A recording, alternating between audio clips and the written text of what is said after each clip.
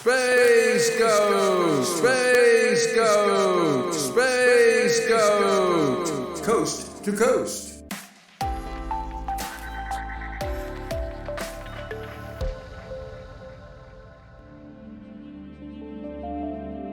The space race needed new technology and brave men to test that technology. They were risk takers. Space Code highlights the top 5 New Mexico space daredevils. Number 5. Eli Beating. May 1958. The air-powered Daisy decelerator at Holloman Air Force Base hurtled down the 120-foot-long track. Hitting a water break, the sled slammed to a stop. Riding backward, Beating grimaced and later said it felt like someone had pounded a baseball bat into his lower back. Emergency personnel found he had no pulse and rushed him to the hospital, where he recovered.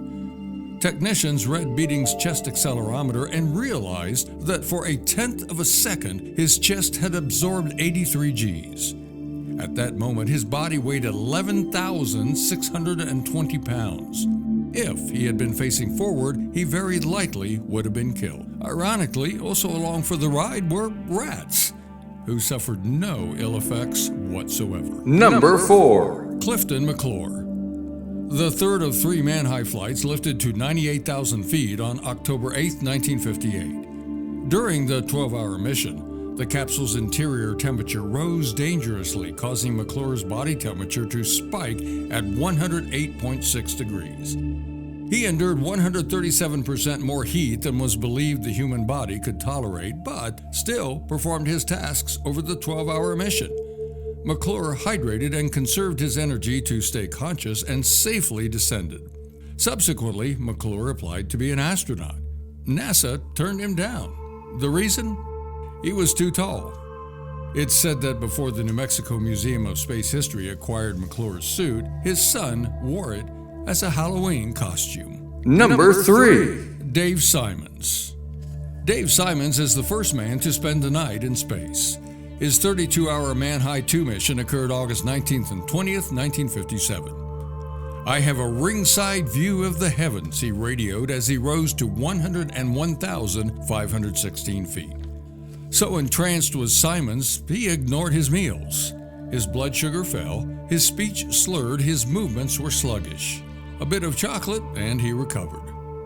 Later, jolted from sleep by bright lights, Simons discovered humidity had caused a camera flash to fire, and that's when he realized the cold had deflated the balloon, which had dropped to 68,000 feet. A lightning storm raged beneath him and his dangling communications antenna. The capsule interior was a frigid 34 degrees. The rising sun's warmth aided ascent, but the interior was now a stifling 82. Carbon dioxide readings were near toxic. Simons began his descent at 1,300 feet per minute and then floated under a parachute. Back on the ground, he crawled out of the capsule and greeted a farmer with, "Hello, how are you today?" The farmer seemed unimpressed until a rescue crew arrived in a helicopter. The suddenly excited man exclaimed, "I always wanted to see one of them." Number 2. Dr. John Stapp. Faster than a speeding bullet. Was how Dr. John Paul Stapp's feat was described. December 10th, 1954.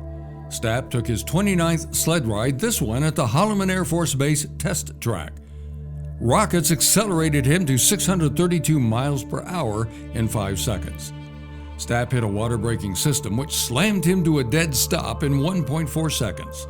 Blood vessels in his eyes burst, leaving his sight hazy. Previous sled rides and sudden stops caused blisters and black and blue eyes, a broken wrist, ribs, and tailbone, and 6 fillings once shot out of his mouth. His work, though, ensured pilots could survive high-speed ejections and also led to seatbelts. Stapp's quest to better the human condition began in college when a 2-year-old nephew's clothing erupted into flame from a fireplace. Stapp nursed the boy until death came. He once said, "I decided right then that I wanted to be a doctor." The research for which Stapp put his life on the line actually once saved his life. In 1959, he was in a T-33 jet flying from Dayton to Denver to address the American Rocket Society. The jet's engine failed. the pilot instructed Stapp to eject. He shot out of the cockpit and yanked his ripcord. Unfortunately, the pilot ejected too late and too low and died. Number 1. Joe Kittinger. Excelsior lifted Joe Kittinger 3 times to test parachutes. Once at altitude, he jumped. On November 16, 1959, Excelsior 1 ascended to 76,000 feet. Kittinger's stabilizing parachute opened early and sent him into a flat spin at 120 revolutions per minute. He soon passed out until the main parachute opened at 10,000 feet. Regaining consciousness, Kittinger landed safely. Excelsior 2 on December 11, 1959 was textbook perfect, reaching 74,700 feet. Kittinger's right glove failed to pressurize on Excelsior 3's ascent on August 16, 1960, and his hand swelled. He chose not to radio his predicament. The project was on its last money, and an abort meant the end. At 102,800 feet, Kittinger said a prayer and jumped from what was known as the highest step in the world. He free fell to 17,500 feet where his main parachute deployed. Because of his hand, he couldn't cut loose his data pack and landed weighing more than 300 pounds. Thanks, Space Goat, for the look into the men who made space safe for astronauts. Be sure to follow us and like us on Facebook and YouTube, and check us out on nmspacemuseum.org. Better yet, visit us in person in Alamogordo. Space Goat never knows what he'll discover round the land of enchantment, and you never know what's new at the New Mexico Museum of Space History.